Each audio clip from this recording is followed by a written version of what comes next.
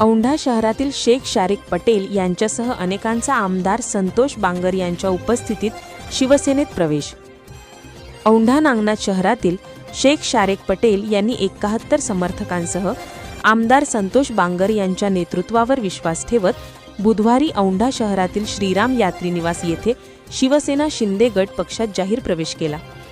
राष्ट्रवादीचे माजी उपसरपंच कै मोहम्मद गुलाम मोहम्मद मुर्तुजा उर्फ बाबर सेठ यांचे पुतणे शेख शारिक पटेल यांच्या प्रवेशामुळे औंढा शहरात राष्ट्रवादी अजित पवार पक्षाला खिंडार पडले।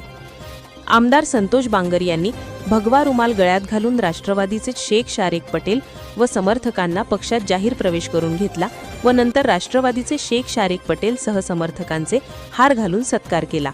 यावेळी युवासेना जिल्हा प्रमुख राम कदम, माजी सभापती अनिल देशमुख, शिवसेना तालुका प्रमुख साहेबराव देशमुख, शहर प्रमुख अनिल देव, नगराध्यक्ष कपिल खंदारे, उपनगराध्यक्ष मनोज देशमुख, नगरसेवक प्रदीप कनकुटे, श्रीराम राठी, रामनिवास राठी यांच्यासह शिवसेनेचे पदाधिकारी व कार्यकर्ते उपस्थित होते।